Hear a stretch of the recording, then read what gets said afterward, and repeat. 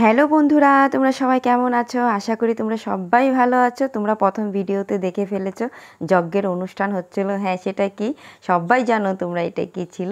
এটা ছিল আমাদের কালী মন্দিরে গণেশ পুজো। হ্যাঁ, গণেশ পুজোর জন্য আমি রেডি হয়ে গেছি। দেখো, আমি এত গরম ছিল বাইরে, প্রচুর গরম ছিল, তার জন্য আমি একটু ভালো শাড়ি না পরে আমি কটন, নতুন ছিল এটা, নতুন কটন শাড়িটা পরে নিলাম। আর একটু দেখো ছোটো মোটো একটু সাজুগাজু করে নিলাম, যেটা নর্মাল একটু সাজুগাজু। অনেকে ভাববে যে অনেক সেজেছে, কোনো ব্যাপার না, কিন্তু আমার জন্য এটা সিম্পল। আমি আর এর চেয়ে বেশি সাজি, আমার সাজতে খুব ভালো লাগে। আর এই যে দেখো আমি বেরিয়ে পড়লাম, কেননা অনেক লেট হয়ে গেছে। আমি সব সময় মন্দিরে লেট পৌঁছাই। আর এই যে দেখো আমার মানে গণেশ ঠাকুর, দেখো ভোগও হয়ে গেছে। আমি এত দেরি করে আসছিলাম, ভগবানকে ভোগ নিবেদন হয়ে গেছে, যেখানে গণেশ ঠাকুর যা যা পছন্দ করে, খুব তার প্রিয় প্রিয় খাবার ওখানে ছিল। আর এই যে দেখো আমাদের পাড়াপড়শি সব দিদিরা এসে পড়েছিল। তখন বাজে দুপুর 1টা। হ্যাঁ, 1টা বাজে, অনেক দেরি হয়ে গেছিলো। তো পূজা শেষ হয়নি, এখনও যজ্ঞ বাকি আছে। আর এই যে দেখো আমার গণেশ ঠাকুরের অনেক প্রিয় প্রিয় খাবার ছিল এখানে মার সামনে রাখা হয়েছিল। সেখানে গণেশ ঠাকুরের আসনটা অনেক ছোট ছিল বলে প্রসাদগুলি এই ঘরে রাখা ছিল। আর এই যে দেখো আমার মহাদেবকে একটু তোমরা সবাই প্রণাম করো, মহাদেব থেকে আশীর্বাদ নিয়ে নিও। আর আমি এখন একটু প্রদীপ জ্বালাবো, প্রদীপ দেখাবো। হ্যাঁ, আমি তোমাদেরকে প্রদীপ দেখাচ্ছি, কিন্তু তার আগে আমি এখানে ভোগের থাল আমি দিয়ে দিয়েছিলাম গণেশ ঠাকুরকে, আমি ফল নিবেদন দিয়েছিলাম। তো এখানে আমি সবাই যে যেরকম পারে সবাই মানে গণেশ ঠাকুরকে ভোগ দিয়েছে, আমি ফল দিয়েছিলাম। আর এই যে দেখো আমি অনেকগুলো প্রদীপ জ্বালিয়ে গণেশ ঠাকুরকে 3বার আমি প্রণাম নেব। আর এটা বাইরে যাই আমি রেখে আসবো। আর দেখো এখানে সবাই এসেছিলো, খুব ভালো লাগতেছিল। আমাদের এখানে না মানে বেশিরভাগ কাউকে এত দেখা যায় না, সত্যি কথা বলতে গেলে বহুত কম মেলামেশি হয়, কম দেখা হয়।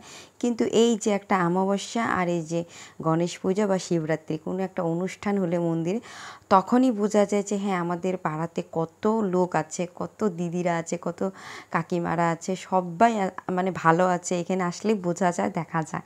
আর এই যে দেখো যজ্ঞের যা যা লাগে অনুষ্ঠান, সেগুলো আমাদের ঠাকুরমশাই সেগুলো রেডি করছে। আর এখন যজ্ঞ শুরু হয়ে যাবে, এখন সবাই মিলে জোকার টুকার দেবে। আর এই পাশে ছিল সবাই এক এক করে একজন করে প্রদীপ জ্বালাতে ছিল। হ্যাঁ, এখানে মন্দির থেকে দেওয়া হয়েছিল, সবাই এক একজন করে একটা প্রদীপ জ্বালানোর জন্য দিয়েছিল। তো আমিও মন্দির তরফ থেকে আমিও আমাদের পরিবারের নামে একটা প্রদীপ আমিও জ্বালিয়ে দিলাম সেখানে বসে।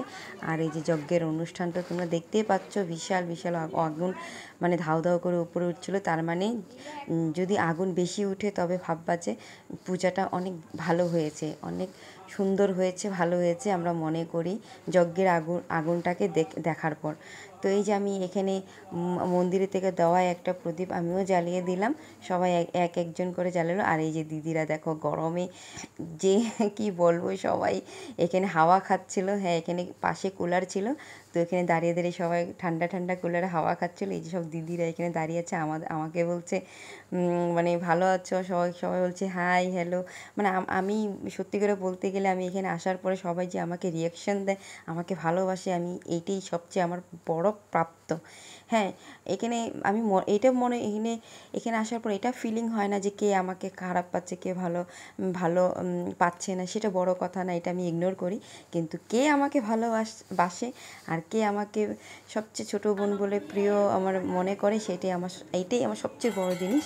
তো আমি সব দিদিকে তোমাদেরকে দেখিয়ে দিলাম। আর এই যে যজ্ঞের অনুষ্ঠানটাও প্রায় শেষ হলো, আমরা এখনও নিয়ে নেব অঞ্জলি।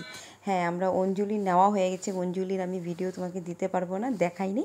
আর তারপরে চলে যাব এই যে দেখো প্রসাদ খেতে। তার আগে আমি একটা যজ্ঞের ফোঁটা নিয়ে নিলাম, আর প্রসাদ খেয়ে বাড়ি চলে যাব। বাজে তখন 3টা, দুপুর 3টা বাজে, অনেক দেরি হয়ে গেছিলো। তো আমরা সবাই, তোমাদের প্রসাদটাও আমি দেখিয়ে দিয়েছি কী কী ছিল সেখানে। এখানে ছিল পায়েস, খিচুড়ি, লাবড়া, চাটনি, সব ধরনের ছিল। আমার এখানে সব দেখো, এই লাইন দেখো, এই দেখো, এখানে বুঝতে পারবে যে আমার পাড়াপড়শি দিদিরা মানে কত কষ্ট করে দাঁড়িয়েছিল এই গরমের মধ্যে। আর সবাইকে বলবো আমার ভিডিওটা দেখার জন্য অনেক অনেক ধন্যবাদ। আর ভিডিওটা ভালো লাগে লাইক করে দিও, শেয়ার করে দিও, আর একটা কমেন্ট করে দিও ছোটো বোনকে। আজ আমি এতটুকুই দেখালাম, পরবর্তী আবার আর একটা ভিডিও নিয়ে আসবো তোমাদের জন্য। আর সত্যি কথা বলি, তোমাদের সাথে এই মাস পর মাস দেখা করলে ভীষণ ভালো লাগে। আর আজ এতটুকুই দেখালাম। হরে কৃষ্ণা।